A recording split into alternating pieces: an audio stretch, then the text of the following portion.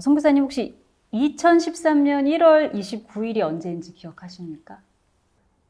예, 잘 알고 있습니다. 주님께서 저희 인생에 적극적으로 개입하신 날입니다. 네, 선교사님께 새로운 삶이 시작되었던 날이었어요. 예. 그렇죠? 네. 제가 그 선교사님의 책 방장의 노래를 펼쳐들고 첫 페이지를 읽었는데 너무나 그 예상치 못한 전개와 네, 굉장히 그 가파른 내리막길 같은 그 심정과 그다음에 그 바로 다음 장에 펼쳐졌던 그 가족들 간의 갑작스러운 단절. 그때 이후로 아마 선교사님께서 그 어머니와 6개월 동안 통화를 하지 못하셨다는 기록이 있었어요. 굉장히 제 가슴이 처음부터 답답해지는 그 챕터였거든요. 근데 그 챕터의 제목이 새로운 삶이 시작되다였죠. 네. 그리고 그 다음 장이 바로 그 챕터의 제목이 전주교도서 491번이었습니다. 네. 그러니까 저는 굉장히 정말 놀라운 반전이었는데요. 이제 방장의 노래가 아닌 항상 기뻐의 노래를 쓰신다고 한다면 그 이제 이 챕터는 어디일까? 선교사님이 이제 가셔야 하는 새로운 땅, 그 새로운 챕터에 대해서 좀 편안하게 소개를 해주실 수 있으실지. 예, 그렇게 먼저 말씀을 열어주셔서 감사합니다. 사실 저는 그 시절 앞에는 세상의 성공과 제가 공직자를 했기 때문에 조국과 민족의 영광을 위하여 일하는 것이 제 인생의 목표였죠. 그런데 그것이 예수 그리스도를 주로 믿는 저에게는 그것이 인생의 목표가 될 수 없다는 것을 깨닫고 인생의 방향을 전환하게 된 결정적인 시간들이었습니다. 그래서 정말 주님의 마음이 있는 곳, 주님이 원하시는 것이 무엇인가 하는 것에 대해서 초점을 맞춰서 생각하게 되었던 거죠. 예, 차차로 더 말씀드리겠습니다. 다음 챕터는 히즈 스토리가 되지 않을까 싶어요. 이제 그게 491번의 스토리였다면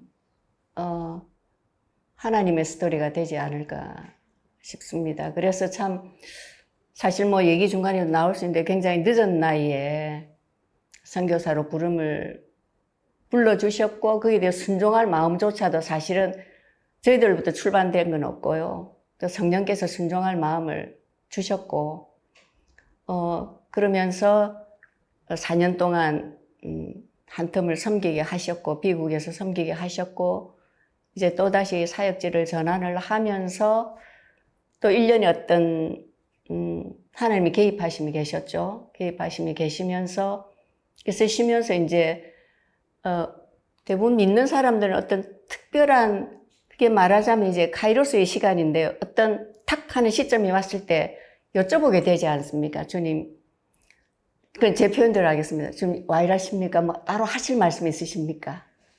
이제 그 결국 남편이 지난 8월에 잠깐의 뇌경색이 왔을 때 그때 이제 병상에 누워서 주님 앞에 그 점에 저희들은 그런 생각을 하고 있었거든요. 주위에서 이제 그런 사실 실버 중에서도 선교사로 보면 나이가 많은 편이죠. 그래서 보통 돌아오시면 지금 이제 은퇴를 생각할 그런 시점이었고 저희들도 그 점에 안식년을 지나면서 국내에서 사역들을 하면서 시간들을 보내야 되나 기도하면서 생각하면서 그런 시점이었는데 그런 시간이 있었고 병상에서 주님께 여쭤봤을 때 주님께서 여전히 아직도 이 나이에도 불구하고 나가야 되는 선교사를 사명이 남아있음에 대해서 알게 하셨죠. 알게 하셨고 현재 미국은 현실을 설명하면 저희들이 선교사 그 땅을 갈 수 있는 첫걸음은 현실적으로는 비자를 받아야 됩니다.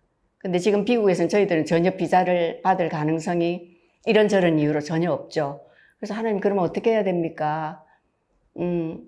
그랬을 때 뭐 순종에 대해서 여러 가지 측면에서 얘기할 수 있지만은 이제 저희 선교단체 리더십한테 상의를 하게 됐고 기도하면서 하나님 열어놓고 듣겠습니다.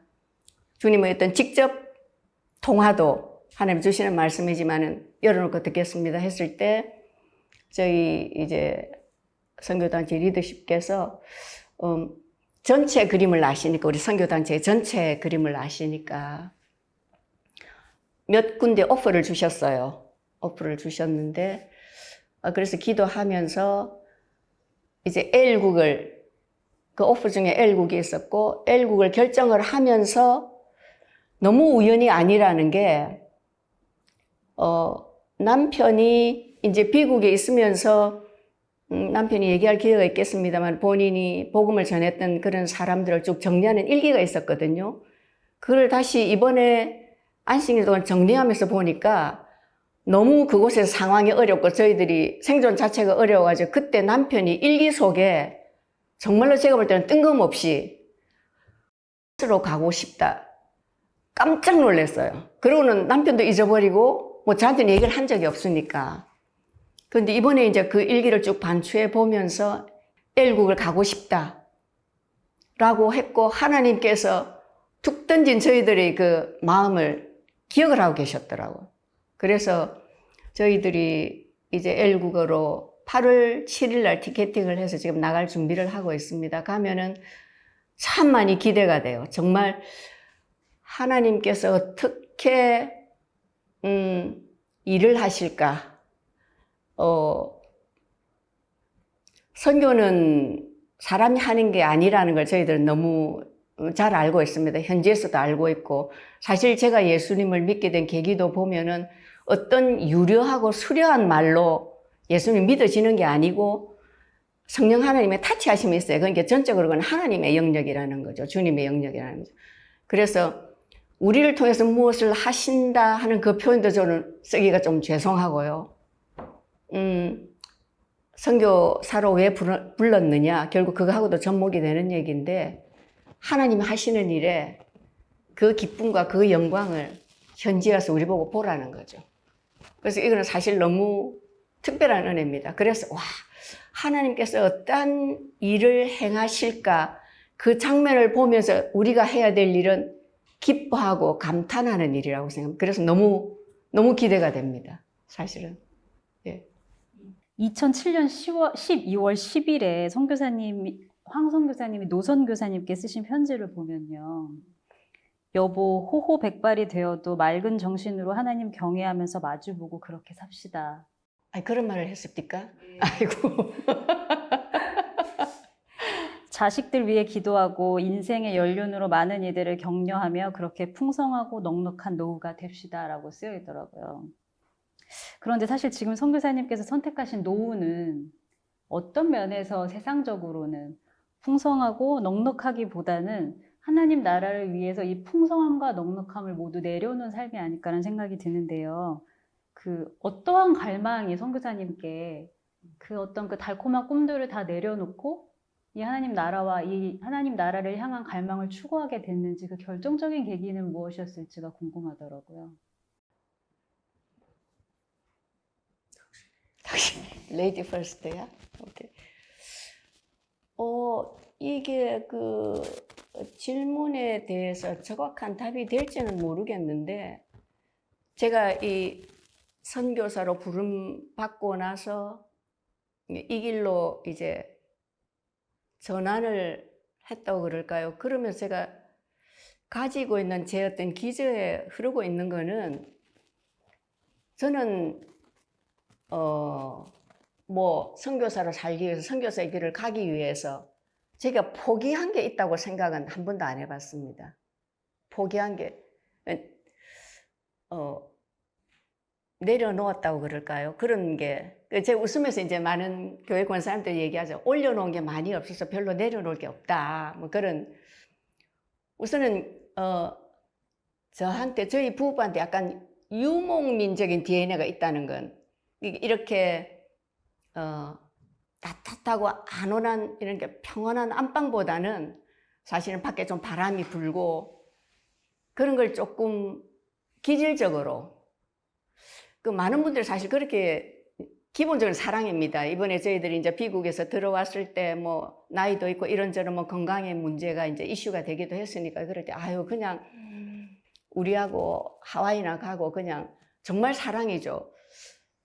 근데 하와이 가는 것도 한두 번이지 이 긴 시간들을 이거 어떻게 우선은 선교사로 산다는 것은 저한테 있어서는 굉장히 의미가 있고 재미가 있습니다. 하와이 가봤습니다. 그러니까 굉장히 의미 있고 재미가 있는 삶이고요. 그러니까 그냥 그러니까 그걸 알고 나서부터였죠. 복음 안에 선교에 복음을 받아들인 누구한테나 다 선교에 대한 사명이 있다는 것을, 그 결과로 사실 제가 예수님을 알게 되었고 이 자리에 있는 거 아니겠습니까? 선교에 대한 사명이 있다는 걸 알게 된 이후로는 저한테 있어 선교사로 산다는 것은 굉장히 자연스러운 일이 되었죠. 그리고 마땅한 일이 되었고. 그래서 특별한 어떤 그런 답을 요구하시는 분인데 사실은 그냥,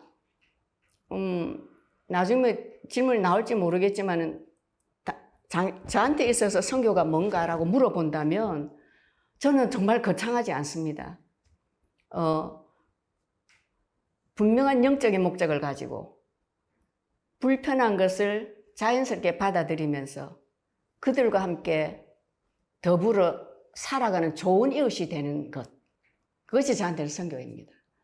그냥 불편한 거를 그냥 자연스럽게 받아들이고, 뭐 저희 선교단체 시티 스터드가 하신 그분이 하신 말씀도 있는데, 예수 그리스도가 하나님이시며 나를 위해 죽으셨다면 그를 위한 어떠한 희생도 결코 크다고 할 수 없다. 그게 이제 그걸 확실히 알게 됐죠. 하나님께서, 저는 저 자신을 보면서 참 많이 절망을 하거든요. 야, 이게 언제 사람 되겠노? 저 자신을 보면서 정말 절망을 많이 해요. 그런데 그런 나를 위해서 하나님이신 그분이 오셔서 저를 위해서 목숨을 바치지 않으셨습니까? 그분 앞에서는 제가 어떠한 삶을 살아도 사실은 아깝지가 않죠.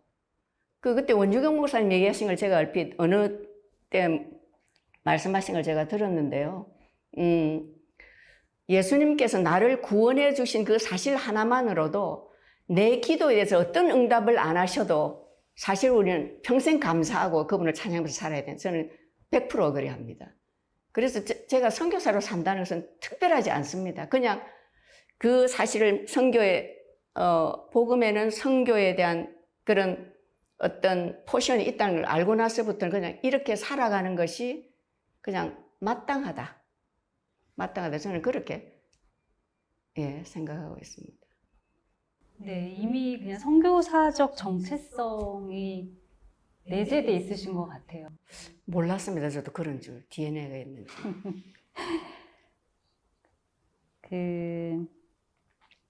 첫 번째 선교를 4년 텀을 마치고 돌아오셨고, 얼마 전에 초기 뇌경색, 네네. 아까 이렇게 판정을 받으셨는데, 그때 얽혔던 스토리가 좀 있더라고요. 네네. 황 선교사님께서 노 선교사님의 그 어떤 미세한 증상들을, 의사도 발견하지 못한 증상을 알아차리셨던. 업고 다녀야 되는데 안 업고 다니네. 근데 그때 그 시편 23편을 한번 암송해 보라고 하셨다고 제가 얼핏 들었어요. 맞나요? 네네. 남편은 제가 참 옆에서 여러 가지 많이 도전이 되는 부분이 있지만, 남편은 자기가 마지막 호흡을 냈을 때 시편 23편을 암송하면서 가고 싶어 하는 마음에 소원이 있어요. 그래서 사실은 이렇게 뒤척이면서도 주님 감사합니다. 이 잠꼬대를, 그래서 이 사람이 자면서도 바리새인이네? 제가 그러거든요. 시편 23편을 암송해 보라고 그렇게 얘기하죠. 본인 아마 그에 대한 고백이 있지도 않을까 싶은데. 보니까 제가 선교사님 저서를 보니까 첫 번째 시편 23편을 영어로 낭독하셨던 때가 언제인지 아세요? 선교사님? 예, 저희들이 벨기에 나가 있을 때, 바르셀로나에 2001년. 여행 가서 가족들하고 스페인 해변에서 아주 즐거운 시간을 보낼 때였습니다. 네. 그때 시편 23편 영어 낭독을 하셨다는 기록을 보고, 그리고 그 위에도 저서에서 계속 시편 23편을 많이 낭독하시고, 아까 말씀하셨듯이 죽는 순간에 내가 이 고백을 드렸으면 좋겠다. 시편 23편의 고백. 그런 말씀을 하셨는데, 요번에 병세를 발견하시는 그 기가 막히고 결정적인 타이밍에 또 그 시편 23편에 낭독이 되었다는 비하인드 스토리를 제가 듣고, 와, 정말 이 말씀이 선교사님의 인생 말씀이구나를 맞습니다. 저도 느꼈어요. 오히려 선교사님께서 그 일을 계기로 오히려 선교지, 다음 선교지에 대한 구체적인 꿈을 꾸시게 됐다는 게 사실은 저에게는 충격이었어요. 왜냐하면 보통 사람들이 그런 일을 겪고 나면 두려움도 생기고 자기 안전에 대한 어떤 방어적인 생각도 들고 위축되기도 하고 이럴 수 있는데 선교사님께서 지금 이 상황을 통해 오히려 이 자극으로 전혀 다른 반응이 나왔다는 것이 저한테는 굉장히 큰 도전이었는데 그때 오히려 이제 정말 더 안전한 삶, 건강한 삶으로의 방향보다는 더 척박한 어떻게 보면 환경적으로는 그리고 뭐 의술이나 이런 부분에서 훨씬 거리적으로 멀어지니까 그 모든 삶을 선택하시게 된 어떤 그런 계기가 있으셨나요? 그러니까 잠깐만 다르게 생각해 보면은 다른 결론에 이르를 수 있습니다. 지금도 저를 사랑하는 많은 분들, 특히 예수 믿는 분들이 저를 위해 기도하시면서 이제는 더 이제 선교지에 안 나가고 국내에서 사역을 하면 어떻겠냐는 조언을 하시죠. 그런데 작년에 뇌경색이 생겼을 때 많은 분들이 그러면 선교지에서 그 열악한 환경에서 생겼으면 어떻게 될 뻔했느냐고 정말 큰일 날 뻔하지 않았느냐고 이야기를 합니다. 그런데 생각해 보면 거기에 있으나 여기에 있어도 우리나라가 아무리 시설이 잘 돼 있고 응급 이게 잘 돼 있다 하더라도 뇌경색으로 뇌졸중에 걸리는 분들이 많이 있습니다.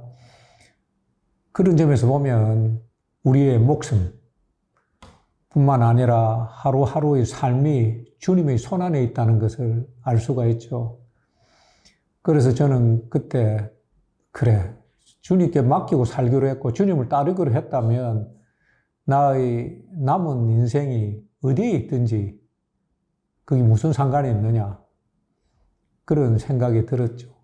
그래서 그때 다시 주님 저를 다시 보내주시면 가겠습니다라는 생각을 했습니다. 그렇지 않습니까? 아무리 안전하게 곳에 있다고 해서 그 안전이 지켜지는 게 아니지 않습니까? 참 일반적인 반응은 아니었는데 선교사님의 또 이런 어떤 영적 흐름들을 보면 참 믿음의 도전이 돼요. 그런데 사실은 믿음은 없고요. 안 그렇습니까? 그게 잘 생각을 해보시면 그게 당연히 여기서 아무리 우리가 잘 먹고 잘 살고 뭐 이래 한다 해도 그죠? 우리의 인생에 대해서 어떻게 장담을 하고 보장을 할 수 있습니까? 조금 더 얘기를 하자면 제가 사실 그래서 왜 남편 얘기처럼 예를 들어서 미국에 있을 때 많은 분들이 그 열악한 데서 이 상황이 일어났으면 어떻게 됐겠냐. 그래서 제가 아는 하나님은, 제가 경험한 하나님은 만약에 남편의 수명이 거기까지였다면 거기서든 한국에서든 하나님이 부르셨을 거고 만약에 더 사명이 있었다면 하나님은 전능하신 분이라 무슨 수를 썼어도 남편을 살려냈을 거라는 제가 경험한, 제가 아는 하나님은 그런 분이시기 때문에 이건 가장 근원적으로 얘기하면 사실은 죽음의 문제가 해결이 됐기 때문에 죽음 문제가 해결이 때문에 그런 것 때문에 뭐 그런 것이 제약이 돼가지고 그렇지는 않다는 거죠. 그래서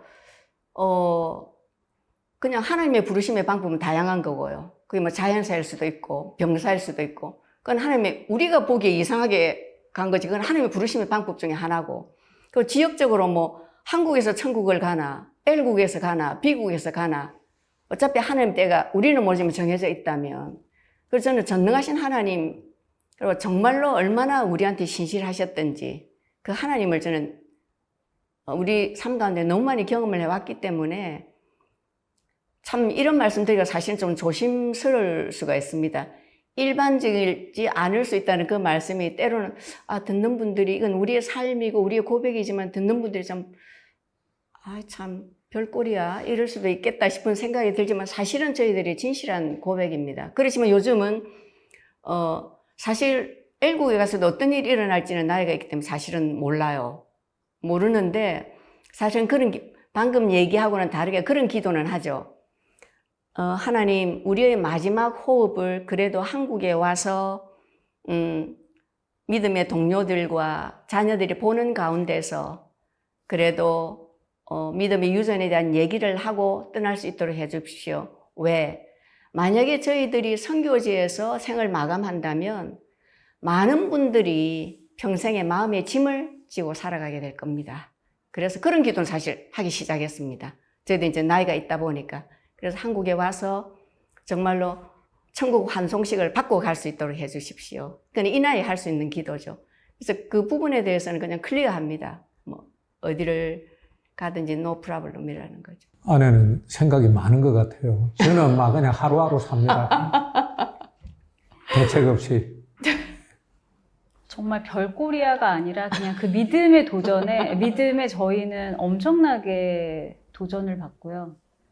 또 정말 큰 감동을 느끼는데, 그 예전에 지금 아까 그런 말씀을 하셔서 질문 드리는데, 황선교사님께서 노선교사님께 쓰신 4줄짜리 시를 읽고 제가 눈물이 정말 났었어요. 정말 명시인 것 같더라고요. 보고 싶다. 너무 보고 싶다. 아무것도 필요 없다. 그냥 보기만 하면 된다. 네. 제가 이 시를 읽으면서 이 선교사님의 그리움에 정말 마음이 먹먹했었는데, 두 분은 또 함께 하시지만 선교지에 가시면 두고 가시는 자제분들, 손주분 모두 생각나시고 또 부모님 생각나셔서 또 마음에 이런 시를 쓰시게 되지 않을까, 선교지 그 먼 곳에서.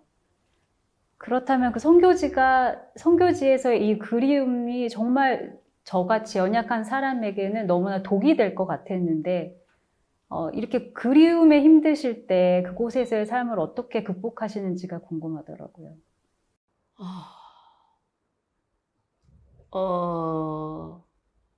일단은 가장 많이 굳이 당신이 저보고 누가 당신이 선교사가 되기 위해서 내려놓은 게 있다면 굳이 하나만, 사실은 손자에 대한 그리움이에요.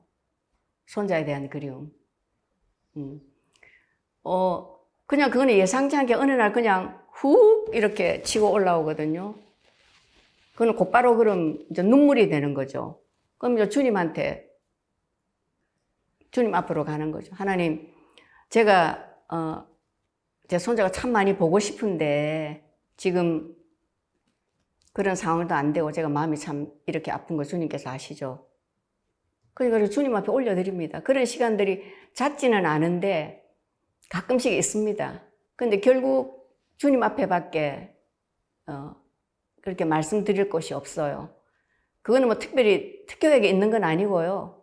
그렇게 주님 앞에서 한바탕 울고 나면 좀 진정이 됩니다. 우는 시간을 많이 가집니다. 그런 시간이 이제 있을 때면. 그 책에도 그런 기록이 있었던 것 같아요. 다른 맥락의 눈물이었는데 어느 날 예배를 드리고 나왔는데 저 밑에서부터 뜨거운 눈물이 치솟아, 어떤 그런 표현이 제가 그래서 밑줄을 그었었거든요. 그러니까 그런 감정들이 알 수 없는 순간에 이렇게 치받아 올라올 때가 있으실 것 같아요. 네네, 맞습니다. 그건 확실합니다. 사람인지라 많이 보고 싶죠. 네. 선교사님은 어떠세요? 그리움이 독이 되는. 저도 뭐 그렇게 목석은 아닙니다. 제가 뭐 말을 안 해서 그렇지. 전도를 왜 그런 감정이 없겠습니까? 특히 연로하신 어머니를 두고 나가 있는 저로서는 그런 마음이 들 때가 있죠. 그럴 때 간혹 주님께 여쭤보죠. 주님 꼭 이렇게 해야 주님 나라가 오고 주님의 구원이 이루어지는 겁니까? 하고 여쭤볼 때가 있죠. 근데 주님께서 친히 말씀하셨죠. 내 아버지나 어머니를 버리고, 그걸 다 버리고 나를 따르라고 하신 그 말씀. 물론 주님께서는 저희들이 선교에 안 가도 주님은 주님의 구원을 이루실 겁니다. 그렇지만 주님께서 저희들을 불러주신 것, 그 하나님의 영광을 같이 보게 될 그날을 생각한다 하면 그거에 비하면 정말 나의 마음이나 감정, 어려움 이런 것은 전혀 문제가 되지 않는다는 걸 우리가 알지 않습니까?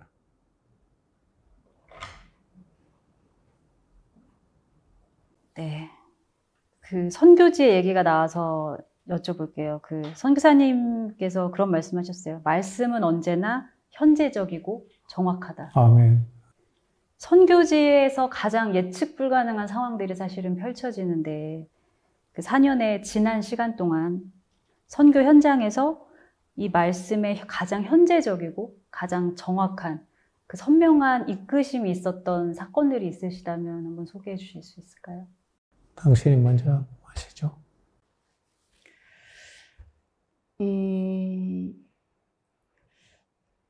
이게 참 선교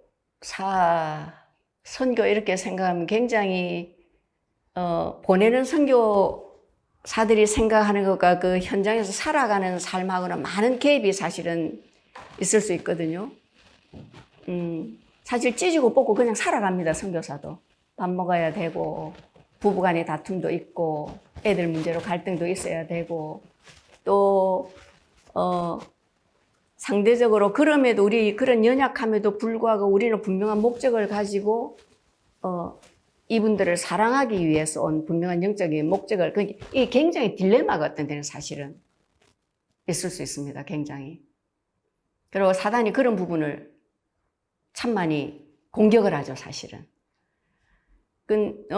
선교지에서 제가 가장 돌이켜보면서 좀, 이런 부분을 놓쳤구나 하는 게 뭐냐 하면, 이제 어떤 사소한 관계로 그게 부부간의 문제일 수도 있고, 팀원 간의 문제일 수도 있고, 또 현지인과의 문제일 수도 있는데, 돌아서 생각해 보면은 본질하고는 전혀 상관이 없는 그런 사소한 문제를 마치 그게 내 인생의 지금의 전부 다인 것처럼 보이게 하는 거죠. 그래서 거기에 모든 영적인 에너지를 다 쏟게 하는 겁니다. 다 쏟게 할 때 정말 기도 자리에 나가기조차가 힘들어요. 기도의 자리로. 뭐 시간도 있고 기도의 공간도 있지만 나가는 그 자체가 쉽지 않아요. 쉽지 않고 한참 그렇게 뒤죽박죽 그런 시간들을 보내다가 어느 날 주님 앞에 딱 섰는데 그 억지로 나간 거죠. 이래야 내가 사니까. 근데 주님께서 딱 그런 말씀을 하셨어요. 네 시선이 어디를 향하고 있느냐? 네 시선이. 그것이 사단의 전략인 거에 대해서 그때 알게 됐죠. 그럼에도 불구하고 계속 시선을 주님을 향해 했었는데 사단은 그래, 이게 전부 다야. 이게 전부 영적인. 이게 저 혼자만의 문제가 아니고 팀은 다이나믹이라는 게 팀 전체에 연관이 되거든요. 그러니까 뭐 쉽게 말해서 이 팀원하고 이분하고 조금 불편하면 다 연관이 돼서 팀 전체가 그냥 여기 묶여버리게 하는 거죠. 그럴 때 주님께서 시선에 대해서 말씀을 하죠. 시선. 그 이후로부터 주님께서 그걸 알게 하시고 나신 이후로부터 어떤 그 문제가 금방 해결된 건 아닙니다. 아니지만은 그 문제를 다스릴 수 있는 자리에 이제 올라선 거죠. 하나님의 자녀의 위치를 도로 회복된 하나님께서 저한테 자주 시선에 대해서 그래서 그런 일들 한번 겪고 나면 이제 어떤 문제가 왔을 때 훨씬 이렇게 헤매는 인터벌이 굉장히 짧아지죠. 이게 영적인 사단의 공격이구나. 영적인 공격이구나에 대해서 이제 이 문제를 주님의 자녀로 이 문제를 다스릴 수 있게 전에는 문제 밑에 눌러 있었는데 문제 위에서 이제 이 문제를 다스리게 되는 거죠. 시선에 대해서 하나님께서 저한테는 어떻게 보면 하나님의 말씀이 현재적이고 정확하듯이 선교사님이 하나님을 향한 시선 또한 가장 현재적이고 정확한 시선이 될 때 그게 만나서 굉장히 선교지에 일어난 다양한 일들이 해결될 수 있겠네요. 맞습니다. 예. 제가 보기에는 저로서는 가장 현재적인 주님의 말씀은 원수를 사랑하랍니다.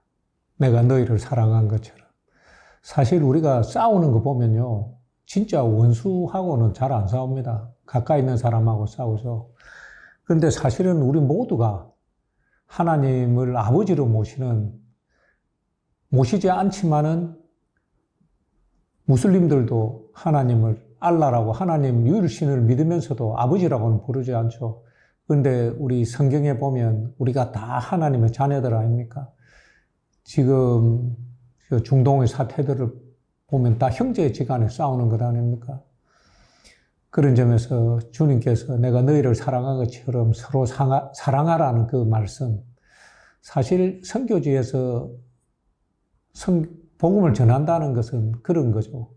이 하나님을 대적하고 예수 그리스도를 부인하는 이 사람들을 사랑한다는 것이 쉽지는 않겠죠. 논리적으로는. 그렇지만 하나님께서는 그들도 여전히 사랑하시고 그것 때문에 저희들을, 저 같은 사람을 그곳에 불러주셨다는 것. 그것이 사실은 주님의 구원이시고 복음이고 주님의 열망 아닐까 하는 생각이 듭니다. 자주 잊어버립니다마는 그 말씀, 원수를 사랑하라 하는 그 말씀 저에게는 늘 현재적으로 가슴 속에 있습니다. 때로는 집안에 원수가 있다 그런 얘기도 합니다. 원수를 사랑하라는 말이 가장 현재적이다라는 게 저한테는 또 굉장히 또 큰 충격, 나쁜 의미가 아니라 포지티브하게 충격, 도전이 되는데요. 이 답변을 듣고 나니까 생각이 나는 질문이, 선교사님은 과연 사실 원수를 사랑하라라는 어떤 그 큰 명령이 가장 현재적으로 들리기까지 결국 선교지를 사랑해야 한다는 건 엄청난 그 사명 의식에 매여 있으신 것 같아요. 정말. 그런데 쉬운 일은 아니라고 생각이 들거든요. 왜냐하면 너무나 낯설고 먼 타인들이고, 그리고 부르심이 있는 땅이라고 해서 과연 다 사랑이 생기느냐, 저는 그렇게 생각하지는 않아요.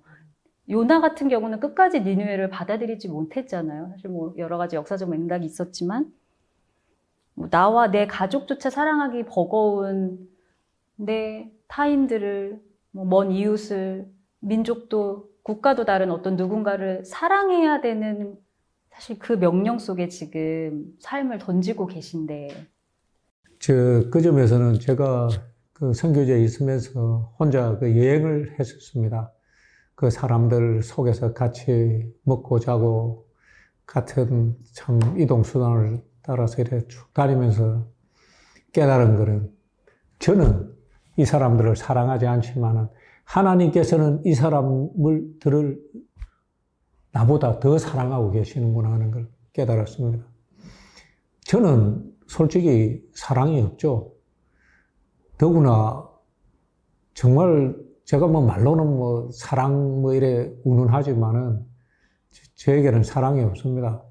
그런데 하나님께서 이 사람들을 사랑한다는 것을 그때 여행을 쭉 통해서 알았습니다. 그 사람들은 하나님의 사랑을 알든 모르든 하나님은 여전히 이들을 사랑하고 계시는구나 하는 걸 깨달았죠. 어떻게 보면 그 선교지의 선교 대상자들과 직접적인 사랑이라기보다는 하나님의 마음을 통과했을 때 진정한 사랑을 할 수 있는 것이겠네요. 그렇게 사실은 제가 이제 한 텀을 마치고 돌아와서 회개한 게 있습니다. 선교지 나가기 전에는 제가 이런 생각을 했습니다.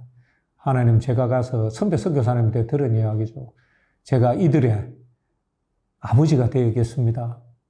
이들을 정말 주님의 사랑으로 사랑하겠습니다 하고 했지만은 제가 와서 깨달았습니다. 저는 아버지의 마음으로 그들을 사랑하지 못했구나 하는 걸 알았고, 이 말씀이 오전에 우리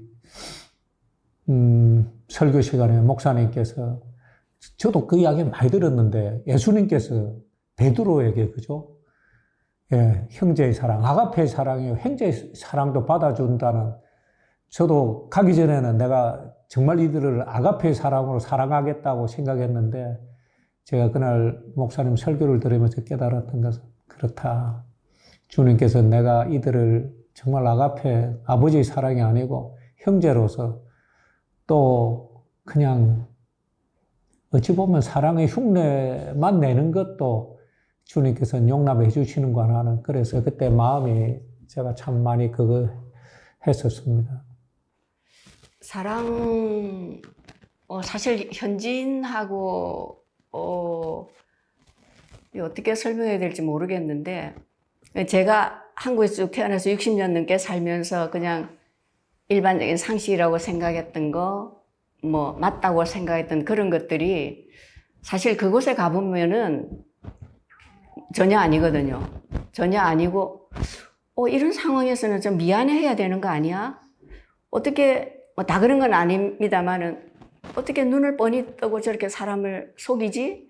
그런 것들 때문에 사실 참 많이 쉽지 않아요. 그런 거를. 그게 계속 이제 저 내면에 저 자신을 찢어 넓혀야 되는, 현지화가 된다는 거, 그들의 문화를, 물론 우리는 바운더리가, 영적인 바운더리가 있지만 그들의 문화를 그대로 수용을, 억셉트를 인정을 해야 된다는 사실이고. 이걸 예수님께서 이 땅에 오셔서 하나님이신 그분이 하셨던 거죠. 말을 배우고 걸음마를 걷고. 참. 그러면서 참 그런 게 그게 얘가 왔다 갔다 하겠지만은 우선은 그 사람들과 현지인과의 어떤 라포르를 형성하기 위해서는 굉장히 저 자신을 내려놓는 작업이 먼저 필요합니다. 이건 상식인데 전혀 상식이 안 되네. 예를 들어서 뭐가 고장이 났다. 그러면은 이제 어떤 경로를 통해서 연락을 하잖아요. 그럼 내일 오겠대요. 그러면 몇 시쯤, 오후쯤 오겠대요. 뭐 몇 시는 정확히 안 하니. 그럼 오후 내내 우리는 기다리잖아요. 아무 연락이 없어요. 그래갖고 밤늦게까지 기다리다. 그러니까 제대로 뭐 옷도 차려입고, 특히 거기는 무슬림 국가라서 여자 같은 경우는 남자 앞에 아무도 이 신체 스킨이 나와서는 안 돼요. 그러니까 저는 풀러가 그 나라 옷을 입고 이제 있는 거죠. 더운데. 그런데도 안 와. 다음날 오전에 혹시 무슨 일이 있겠다. 그러면 다음날 오지 안 와. 그럼 오후쯤 또 연락을 하잖아요. 그러면은 언제 그랬냐는 뜻이 내일 가겠대요. 그리고 그게 한 3번쯤 반복이 돼요. 그럼 이제 제 속에서 계속 어려움이 올라오는 거지. 이거 한 번쯤 미안하다 얘기도 해야 되고 근데 한 3번쯤 번복을 하고 와서도 정말 처음 오는 것처럼 아무 일도 없었던 것처럼 그냥 들어와서 이제 볼일을 보고 가거든요. 그런데 따지지도 화를 내지도 못하는 거는 이게 또 딜레마예요.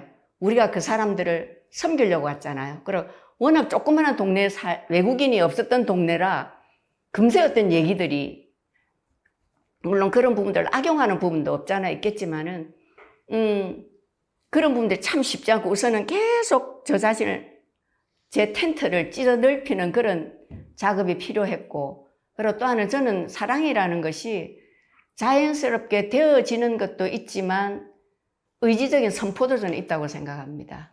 그 남편이 저한테 들려주었던 얘기인데요.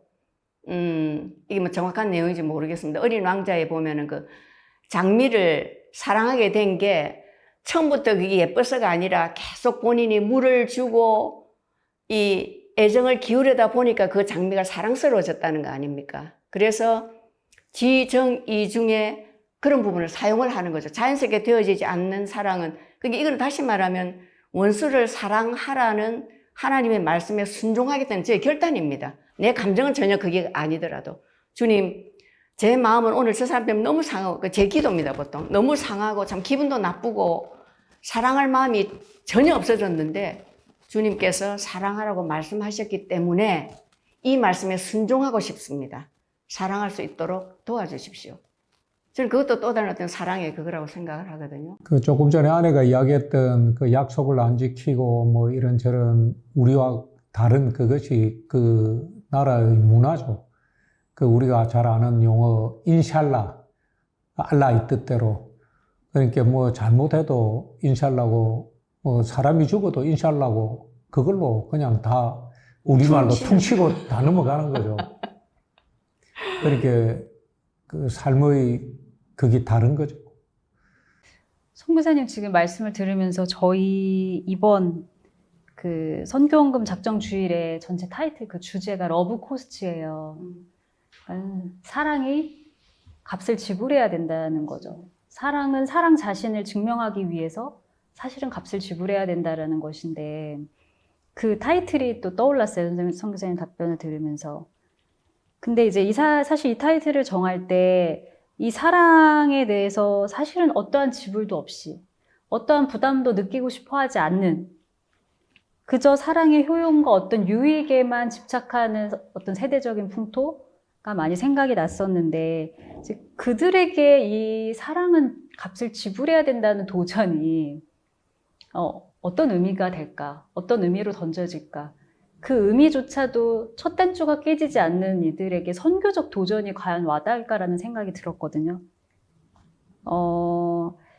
사실 그 선교사님 말씀을 들어보면 결국 선교지에서도 가장 큰 도전을 받는 건 사랑이 아닐까라는 생각이 드는데 제가 또 하나 선교사님이 전에 쓰셨던 글이 생각이 났어요. 그 선교사님께서 2013년 7월 25일에 출소 전 마지막에 쓰신 글이에요. 저희 포트처치도 지금 주일 예배 때 사도행전 강해가 시작됐는데 그때 사도행전을 언급하셨더라고요. 당신과 살아온 나날들이 한편의 드라마고 사도행전이네요. 라는 말씀을 하셨는데 제가 어떻게 이렇게 부부간에 이렇게 숭고하고 멋진 사랑 고백을 하실 수 있을까라는 생각을 하게 됐어요. 그리고 두 분의 삶의 여정이 곧 한편의 성경이 될 수 있다라는 고백이 나오기까지 얼마나 두 분이 힘을 내서 사랑을 하셨을까라는 생각을 했는데 결국 두 분이 함께 선교지에 가시잖아요.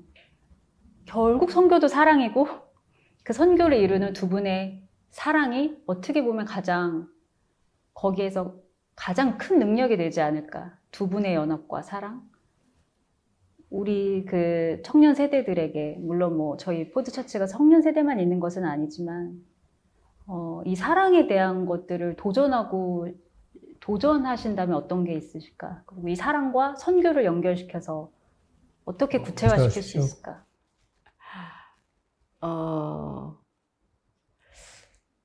조금만 성경 어디지 먼저 생각해 보라는 얘기가 우리가 조금만 이 예수님이랑 성경에 대해서 생각을 해보면은 이게 무슨 얘기냐 하면은 사랑에 대한 대가 지불은 하나님이 가장 많이 하나님이 하셨죠. 그 대가 지불이 없었다면 내가 지금 존재할 수 있을까를 생각한다면 사랑이 립 서비스가 아니라는 것에 대해서는 너무나 그건 자명한 사실입니다. 그건 자명한 사실이기 때문에 모르겠어요.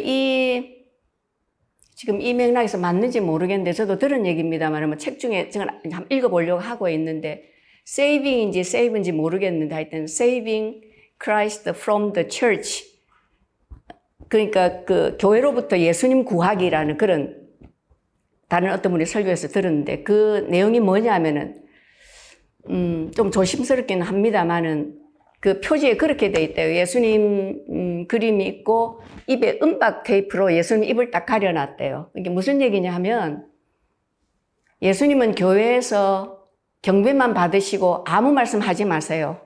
우리는 그 불편한 순종을 하고 싶지 않습니다. 제가 아주 충격을 받았거든요. 항상 뭐 저는 선교사 되기 전에 청년들과 굉장히 오랜 시간을 지금 있는 교회에서 보냈기 때문에 항상 애들한테 도전하는 게 그래 좋아 주일날 예배하고 우리 보통 은혜 많이 받았다 and then 직장 생활에 가면은 가장 성실한 직장인이 되어야 되고 저는 그런 얘기들을 하거든요. 그러니까 이게 참 모순이 있는 것 같아요. 경배만 받으시고 원래 정말 귀하고 그런 건데 거기에 합당한 삶 여기는 방금 말씀하신 코스트가 따르는 거거든요. 코스트가 따르는 거 이건 안 하고 싶은 거지. 그래서 사실은 우리 기독교가 세상에서 힘을 잃고 능력을 발휘하지 못하는 이유 중에 하나가 되지 않을까 하는 그런 생각을 하고요. 갑자기 남편 연애할 때 생각이 코스트 지불한 거에 대해서 하여튼 저는 학교에서 조교를 하고 있었고 남편은 그때 고시 공부를 할 때였습니다. 고시원에 있었고 그러니까 이제 저를 찍었죠. 그래가지고 매일 사실은 그 고시원에서 저희 학교까지 오자면 꽤 약간 고시원은 보통 산 쪽에 있으니까 산을 넘어서 오는데 공부는 안 하고 맨날 그렇게 개나리 꽃을 그것도 나중에 알고 봤더니 그 학교 담장에 있는 그 꽃을 꺾어 왔노라고 뒤늦게 사실 그런 수고와 제 얘기로 죄송하긴 합니다만은 어떤 사랑에 대한 그런 대가 지불이 없이 너무 사랑을 쉽게 얻는다면은 그 사랑에 대한 가치도 굉장히 얕아질 것 같아요.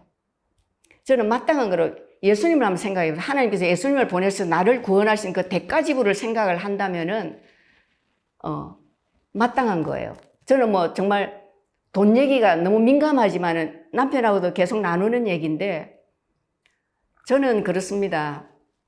하나님께서 이제 11조 그런 얘기가 많이 나오죠. 이게 어떻게 들리지는 모르지만 그냥 제 고백입니다. 11조가 꼭 10의 1조를 저한테는 해석이 그렇게 됐습니다. 아, 네가 나를 사랑한다면서 가장 손쉬운 방법으로 그 사랑을 나한테 한번 증명해 보여줄 수 있겠니? 저한테는 그게 10의 1조입니다. 11조입니다. 가장 손쉬운 방법으로. 네가 입으로만 하는 사랑을 한번 증명해 보일 수 있겠니? 그리고 남편하고 웃죠. 야, 하나님이 10의 9조를 안 내라라 하셔서 정말 다행이다. 그러면서 많이 웃는데, 요즘은 정말로 하나님께서 이미 예수님께서 말씀하셨잖아요. 이 재정의 이게 너무 막강하기 때문에, 그렇기 때문에 사실은 대적에서 싸워야 된다는 거는 저항을 하는 거죠. 하기 싫을 때 주님 앞에 드리는 것. 그게 가장 대적하는 게 저는 가장 큰 길이라고 생각합니다. 얘기가 왔다 갔다 하지만 하여튼 저는 사랑은 반드시 대가가 마땅히 지불되어야 된다고 생각합니다. 예.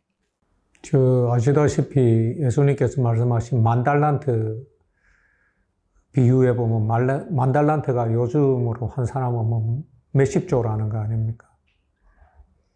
그게 너무나 가치가 크기 때문에 그냥 탕감을 해 주셨다는 거죠.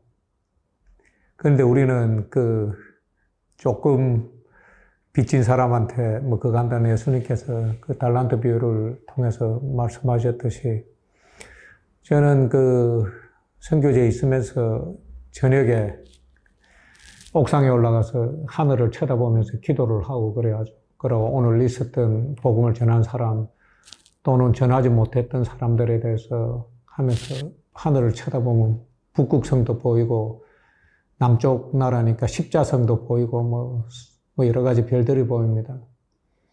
정말 혼자 낮에는 더우니까 저녁에 옥상에서 이렇게 걸으면서 기도하고 찬양하고 두 손 들고 이렇게 기도하면서 정말 그걸 깨달았습니다. 하나님께서 나를 구원하신 것, 우리 모두 한 사람 한 사람을 구원하신 것은 이 온 우주를 통틀어서 내 하나밖에 없는 것처럼 하나님께서 자신의 목숨을 버리셨다는 거죠.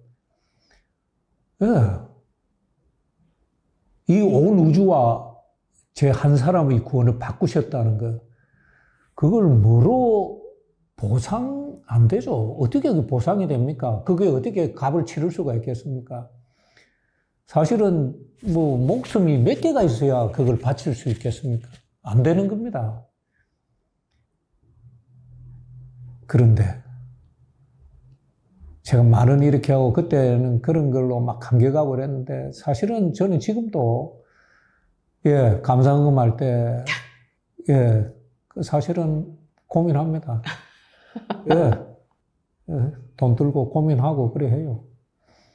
그게 사람의 본성 아닌가 싶기도 하고, 그 모습을, 이제는 저는 옛날에는 그 죄책감이 있었고, 뭐 죄송하고, 뭐 나 믿음 없음 이래 생각했는데, 요새 깨닫는 것은 주님은 그런 저를 아신다는 거. 주님은 저희 그런 걸 아셔요. 요즘 성경을 읽으면서 보면 이스라엘 백성들이 가나안 땅에 들어가서 하나님을 반역하고 우상을 섬길까는 걸 알고 계셨어요. 그러면서도 사랑하셨죠. 그래서 지금 말씀하신 뭐 선교의 도전 이런 말씀 뭐에 대해서 특히 선교 헌금 이런 거에 대해서 우리가 다시 한번 복음에 서면 주님께서 독생자 아니 하나님 자신의 목숨을 바쳐서 나를 구원하셨다는 것에 대해서 생각해 보면 우리가 무슨 답을 할 수가 있겠습니까? 무엇으로 그걸 갚을 수가 있겠습니까?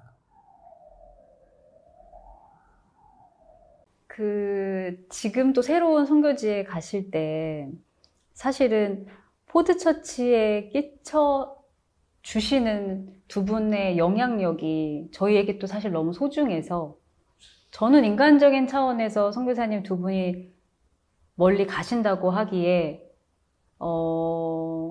바짓가랑이를 붙잡고 싶은 마음도 없지 않았거든요. 왜냐면 선교사님 두 분이 여기 계셔서 함께 예배하시고 저에게 주시는 이런 메시지들이 저희 교회에도 너무 필요하고 청년들과 이런 메시지로 함께 저희를 가르치시거나 소통할 수 있는 기회가 훨씬 더 있었으면 좋았을 텐데라는 아쉬움이 사실은 컸었거든요. 포드처치 성도님들께 하시고 싶은 말씀이 있으시다면. 이 점에 대해서는 제가 먼저 말씀 한번 드릴게요. 정말 이 시대에 포도처치가 있다는 것은 정말 하나님의 은혜입니다. 각별하신 은혜. 또 원유교 목사님을 단위에 세우셨다는 것. 정말 하나님께 기뻐하신다는 생각을 합니다. 저도 사실 포도처치에서 예배를 드리면서 선교지에서의 그 피곤함과 상처들 뿐만 아니라 제 인생 모두에 있어서 제 상처를 많이 회복을 했습니다. 정말 자유스러워졌죠. 하나님과 더 가까이 나아가는 그런 시간들이 많이 있었습니다. 그런데 한 가지 이제 그 청년들을 대상으로 해서 말씀을 드리면 성경은 처음부터 끝까지 창세기부터 요한계시록까지 하나님의 구원을 이야기하고 계시죠. 하나님의 선교하시는 하나님에 대해서 말씀하십니다. 하나님께 구원하시는 것. 그 마지막 시대에 가서 마지막에 요한계시록에 가서 그 환난 속에서도 주님께서는 회개하고 나에게 돌아오라는 그 말씀을 하고 계시는 거죠. 그렇다면 선교나 우리의 믿음, 이것은 이론이나 관념이 아니지 않습니까? 삶입니다. 삶. 목사님도 자주 말씀하십니다만은 우리는 치열하게 살아야 돼. 막 생고생하고 이런 의미가 아니고, 스스로 내가 정말 치열하게 살고 있는가. 주님의 도우심으로. 이게 혼자 애를 쓰고 고생하는 게 아니고, 주님의 도우심으로 성령 하나님 인도하심 따라서 우리가 조금은 더 치열하게 살아줬으면 하는 게, 그리고 이제 포도처치 전체에 대해서는 이 다윗의 행령, 이 워십 퍼레이드가 이 땅뿐만 아니라 일방까지 뻗쳐져 나가서 정말 주님 오신 그날을 우리가 예비하는 그런 포도처치의 성도들이 되기를 바랍니다. 선교사님 말씀을 듣고 나니 저희 교회뿐만 아니라 이 시대 성도들이 교회에서 신앙생활하는 저희의 기대 수준과 어떤 가치관들이 예전과는 다르게 그냥 예수님 믿고 잘 먹고 잘 사는 것뿐만 아니라 죄 좀 덜 짓고 개인적인 성공과 성장, 그다음에 인격적 성숙, 그런 삶 안에 조금 안온하게 머무는 것이 지금 교회의 추세가 아닌가라는 생각을 좀 하게 됐어요. 오히려 그 선교사님 말씀하신 선교적 비전과 예수님의 지상 명령에 대해서까지 시선이 미치지 않는 것이 저희의 굉장한 한계가 아닌가라는 생각이 들면서 선교사님의 이런 도전들이 저희에게는 꼭 필요한 메시지라는 생각이. 도전을 제가 뭐 주고 싶어서 주는 게 아니고, 저는 이제 예수를 믿고 쭉 뭐 그냥 세상적에 뭐 그냥 살아왔죠. 요즘 깨닫는 겁니다. 요즘 우리나라와 특히 우리나라의 예수 믿는 분들, 뭐 교회라고 표현해도 되겠죠. 교회의 이런 모습들을 보면 복음의 야성, 피 묻은 복음 이런 것들이 다 사라지고, 그러니까 너무 우리가 잘 사는 거죠. 너무 잘 살아요. 정말 너무 잘 삽니다. 너무 잘 살면 이제 배가 부르면 이제 잠도 오고, 이제 귀찮아지고, 계속 편한 걸 찾죠. 뭐, 그렇게 되지 않나. 그래서 저는 이제 아까 디렉터님이 말씀하셨습니다만은 젊은이들에게 뭐, 이래 하는데, 제가 차라리 밖으로 나가는 게 도전이 되겠다는 생각을 솔직히 저는 합니다. 사실 말로 됩니까? 아무리 가르쳐도 안 됩니다. 예, 안 됩니다. 말로는 안 바뀝니다. 그래서 제가 나가서 더 기도하겠습니다.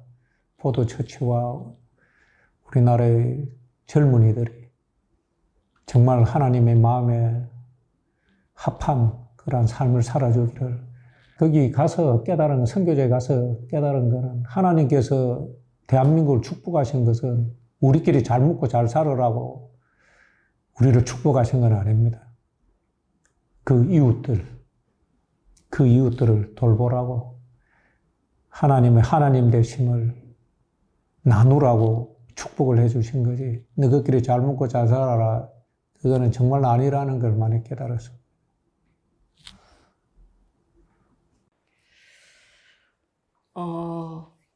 사실 그런 생각을 하거든요. 이번에 저희들이 이제 나가게 되면은 가장 뒤돌아 보이는,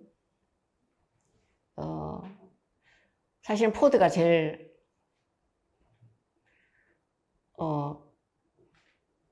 떠나기에 참 마음이 어렵죠. 사실은 제일.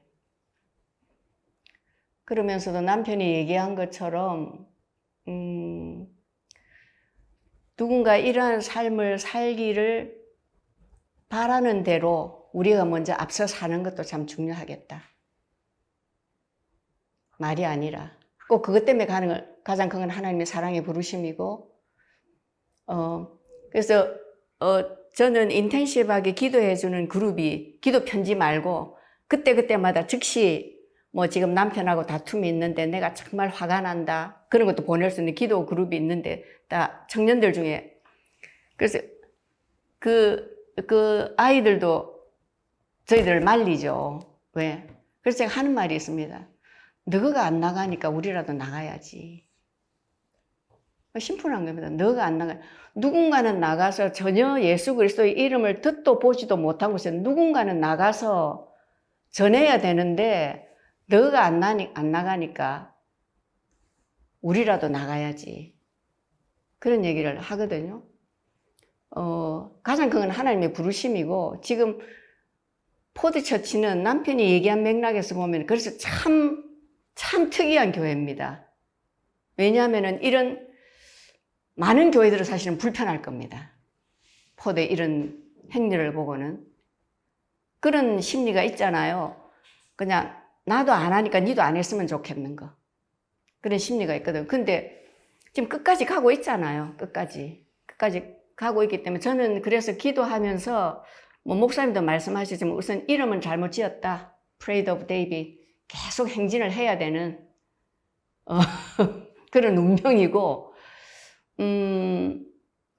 그렇지만은 이게 하나 깊이 잠들어 있는, 뭐 잘은 모르겠습니다. 우리나라 어떤 교회의 영적인 분위기나 어떤 기독교의 그런, 분명히 깨우는 역할을 하고 있다는 것에 대해서는 의심치 않습니다. 우리는 그것을 지금 당장은 몰라도 어느 시점에서 뒤를 돌아보면 알게 될 겁니다. 이게 하나의, 저는 무브먼트가 되기를 기도하고 있거든요. 잠자는 교회들이 깨어나고 남편이 말했던 원유경 목사님도 말씀하셨던 영적인 야성이 회복되는 그러한 마중물의 역할을 너무 힘들지만 지금 포도처지가 감당하고 있다는 것에 대해서는 믿어 의심치 않습니다. 그렇지만 실제로 감당하는 사람들은 정말 죽을 맛이겠죠. 정말 죽을 맛이지만 그렇지만 하나님께서 각별히 뽑으셔서 사용하신다는 생각은 지울 수가 없습니다. 그거를 저도 자식이 둘이 있습니다만은 둘이 똑같이 사랑하지만은 신뢰하는 거는 조금 그 강도의 차이가 있습니다. 그래서 중요한 일이 있을 때 이 일을 누구한테 맡길까는 이제 포드 처치를 신뢰할 만 하시니까 이 일을 저는 맡기셨다고 생각합니다. 아무 교회나 누구한테나 맡길 수 있는 일이 아니기 때문에. 그래서 너무 잘 매주 참 그냥 사실 저는 조금 고통이 있어요. 예배 갈 때마다. 그냥 우리는 편하게 앉아서 그냥 좋은 자리에서 예배 드리지만 이 시간이 있기까지 얼마나 많은 사람들을 저는 또 측근에서 듣는 부분, 기도 제목으로 알려주는 기도하는 부분도 있는데 그래서 참 저는 마음이 힘들어요. 야, 그러니까 그냥 잘 차려놓은 밥상을 그냥 제가 먹는 것 같은 그런 어떤 마음의 어려움이 있죠. 마음의 어려움이 있는데 그렇지만 하나님께서는 우리 포드에 대해서 각별한 신뢰를 갖고 계시고 이 일을 결국 인도에 나가시는 분도 하나님의 분명한 목적이 계시기 때문에 우리는 그거를 알게 될 겁니다. 분명 이게 한국 교회 전체에 어떤 영향을 끼치게 됐는지는 우리는 좀 이따 알게 될 겁니다. 분명히 이거는 근데 확신할 수 있어요. 하나님께서 현재는 보이지 않지만 이 분명한 목적을 가지고 포드처치를 세우셨고 감당하는 목회자를 세우셨고 또 그런 성도들을 따르게 하셔서 이걸 지금 이끌고 가고 계신다라는 거에 대해서는 그거는 분명한 사실이고요. 그리고 남편도 얘기했지만 한국만 접수하지 마시고 포드가 열방도 접수하셔서 열방을 깨우는 일에 포드가 그래서 미리 우리가 길을 닦고 준비를 하고 있겠습니다. 쓰임 받기를 정말 바라고 그렇게 될 것을 믿어 의심치 않습니다. 그러면은 마지막으로 네. 한 가지 질문 더 드리면 그 전주를 떠나오기 전 그 수검 생활을 마치시기 전 하나님께서 물으셨다고 했어요. 뭐 해주고 그때 서슴없이 답하셨다고 했습니다. 지금처럼 이렇게 저하고 계시면 됩니다. 지금도 그렇게 말씀하실 건가요? 예, 간혹은 그때 뭐 해줬고 할 때 조금 다른 것도 이야기를 했어야 되지 않을까 하는 생각이 간혹 들 때도 있습니다만은, 지금도 사실은 임마누엘, 주님께서 우리 함께 하신다는 것, 예수님께서 우리와 함께 계신다는 것, 하나님의 임재 안에 있다는 것, 그거면 사실은 충분하죠. 영어로는 more than enough, 충분보다 더한 거죠. 그게 모든 거죠. 예, 맞습니다. 뭐 해주고 저희가 그때 분명히 물으셨습니다. 주님, 저하고 그냥 지금처럼 계시면 됩니다. 근데 그게 정답이더라고요. 제 대답이 주님을 기쁘시게 해드렸다는 걸 저는 알죠. 그건 지금도 마찬가지입니다. 제가 사실은 이제 오해가 있을까 싶어서 말씀드리고 싶은 건 제가 말은 이래 하는데 사실 제 평소의 삶이나 제 본질은 뭐 사실 그렇지 않다는 것에 대해서는 오해가 없으시기를 바랍니다. 저는 그렇게 뭐 거룩하지도 뭐 그래 착하지도 믿음이 막 충만하고 이렇지 않습니다. 그러니까 요거는 이제 오늘 공식적인 인터뷰라고 받아들여 주시기 바랍니다. 왜 이 말씀을 드리냐면 사람은 비교를 하는 그게 있거든요. 와, 저 노선 교사는 저런데 나는 왜 저게 안 될까 할까 싶어서 드리는 말. 저는 여러분하고 똑같은 그런 사람입니다. 제가 더 하면 더했지 제가 조금 더 나은 게 없어요. 그래도 주님께서 저보고 그래 하라고 그래 살으라고 하셔서 제가 해보는 거죠. 그러니까 이 맥락에서 조금 더 얘기를 하고 싶은 건 뭐냐 하면 저희들이 아까 모두에도 좀 말씀을 드렸지만은 정말로 주님 앞에 서서 보면 이 내면이 뒤엄짜리거든요. 야, 남이 알까 무섭다. 후방에서는 우리를 위해서 열방의 구원과 손 들고 기도하고 있을 텐데 우리는 이거 가지고 지금 찢고 뽑고 못 넘어가고 있는 나 자신을 보면서 그래서 무엇을 현지에서 선교에서 알게 됐냐면은 제가 하나님을 믿는 믿음보다 남편이 조금 전에 얘기했던 이 부족하기 짝이 없는 우리를 믿어주시는 하나님의 믿음이 훨씬 더 크고요. 우리가 드리는 그 사랑보다도 하나님 현장에서 왜 그런 거 있지 않습니까? 좋은 거 보고 맛있는 거 먹고 행복한 시간이 있으면 아, 자식이 있었으면 좋겠다. 디렉터님도 그렇게 생각하시죠. 그런 것처럼 아까도 말씀드렸지만 선교는 하나님이 하시는데 결국 제가 한번 하나님한테 그런 질문을 드린 하나님 그냥 제 꼬라지 좀 보십시오. 왜 저를 선교사로 부르셨습니까? 그러셨을 때 주님께서 저한테 내면으로 주신 말씀이세요.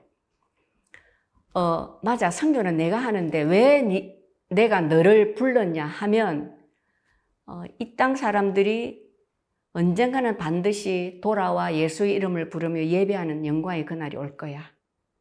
그 기쁜 날 너하고 같이 있고 싶어서. 그건 하나님의 사랑이 선교사로의 부름은 하나님의 사랑입니다. 하나님이 나에 대한 믿음, 나에 대한 사랑은 내가 하나님을 신뢰하는 그 믿음, 내가 하나님께 대한 사랑 표현할 수 없을 정도로 우리는 정말로 형편없거든요. 정말로 다 터놓고 얘기하면 정말로 넘사스러울 정도인데 그럼에도 불구하고 하나님의 은혜로 선교사라는 이름을 달고 살아가고 있습니다. 선교사님의 이런 말씀들이 오히려 저는 훨씬 더 건강하게 선교에 대한 도전이 되지 않을까라는 생각이 들어요. 왜냐하면 어떤 면에서 선교를 가장 방해하는 게 선교를 너무나 추상화하거나 맞아요. 이상화하기 때문이고 아까 말씀하신 것처럼 굉장히 구체적으로 가까운 이웃이 되는 일 거기 안에서 그 현장에서 지금 말씀하신 것처럼 지지고 볶더라도 가서 그곳에 서는 일이 사실은 선교 그 자체인데 맞아. 선교를 너무나 이상화시키기 때문에 어떤 면에서 접근 불가의 맞습니다. 영역이 돼버린 것 같은데 오히려 이런 관점들이 청년들에게 선교에 대한 관점을 더 맞아요. 가깝게 가져올 수 있지 맞습니다. 않을까. 진짜 맞습니다. 하나님 그 저한테 하신 말씀이기도 해요. 제가 이렇게 지지고 볶고 사는데 이 제가 선교하는 거 맞습니까? 그럼 했을 때 그 동일한 질문을 그때 그 질문을 두 가지를 드렸던 아주 심각한 시간이 있었어요. 내 내면을 보니까 도저히 나는 이거 쪽팔려서 선교사 못하겠다. 접고 와야 되겠다. 그를 가장 다운되었을 때 주님 앞에 드렸던 기도가 방금 디렉터님이 말씀하셨던 것처럼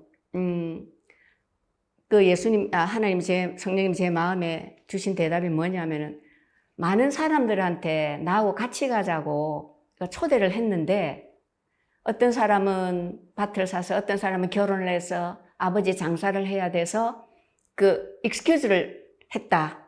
다음에 갈게요. 이것만 해결되고 나면 갈게요. 이렇게 준비되어지면 갈게요. 라고 얘기를 했는데 너희들한테 같이 가자고 초대를 했을 때 너희들은 곧바로 예스 해 주었다. 중요한 말씀을 하셨어요. 순종이 하나님 편에서는 바로 선교다. 예스하고 와준 순종이 내 편에서는 선교다라고 말씀하셨어요.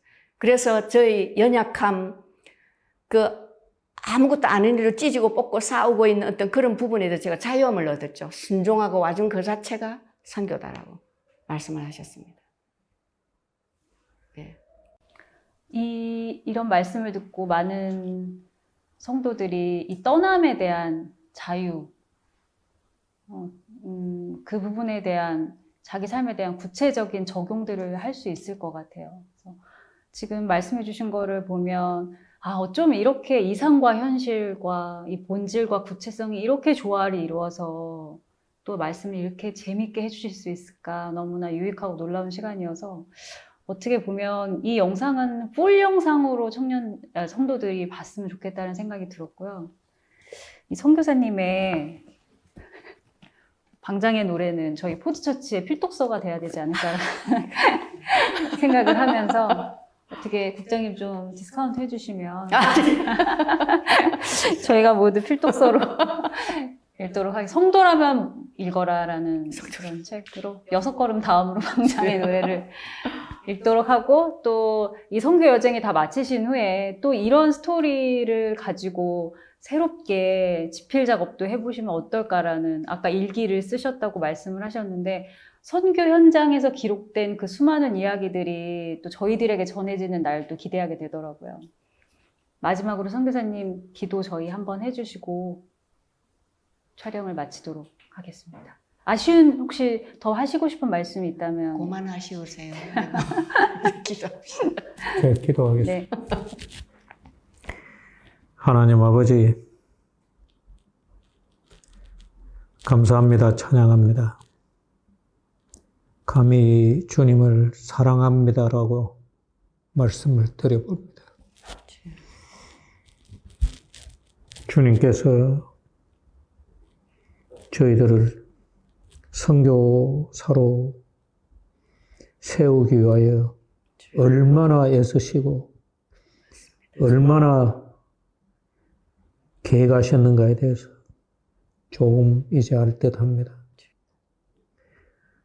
그렇지만 저는 여전히 불충하고 패역한 일꾼이라는 것을 압니다. 하지만 주님의 사랑, 주님의 함께하심과 주님의 능력은 이 모든 것을 듣고도 남음이 있기에 주님을 찬양하며 다시 이 길을 걸어갑니다. 아버지 하나님, 늦은 나이에 부른 오후 5시에 저희들을 불러서 같은 한 달란트를 주신 주님을 찬양합니다. 이 시점에서 다시 생각해 보면 제가 좀 더 젊었을 때, 힘이 있을 때 주님의 부르심에 순종하지 못한 것듯이 아쉽습니다. 이 포도에 한 성도 성도들이 주님의 마음을 헤아려 선교사로 나가든지 또는 보내는 선교사가 되든지 선교하시는 하나님의 사랑받는 자녀로서 하나님 백성의 선교를 이룰 수 있도록 복내려 주십시오. 포도 처치를 통하여서 선교하시는 하나님을 기쁘시게 해드리며 주님 다시 오실 그날을 예비하는 주님의 몸된 교회가 되게 해 주십시오. 이 교회 날마다 때마다 성령 하나님이 늘 함께 하시고 예수 그리스도의 십자가와 부활이 늘 있게 하여 주십시오. 주님께서 약속하신 임마누엘의 그 약속, 예수님의 그 약속, 영원부터 영원까지 영원하신 그 약속을 저희들이 잊지 않겠습니다. 주님, 귀한 시간 주신 것 감사드립니다. 아내와 저를 성교사로 부르신 주님 감사합니다. 사랑합니다. 주님 다시 오실 그날까지 주님 따라 주님 손 붙잡고 나아가겠습니다. 우리를 위하여 죽으시고 다시 사신 또다시 오실 성교의 주제가 되신 예수님 이름으로 기도드립니다. 아멘. 아멘. 갑자기 눈물이 나는데 이건 좀 이상한, 이거는 없었는데. 수고하셨습니다. 감사합니다. 수고하셨습니다. 너무 감사합니다. 수고하셨습니다.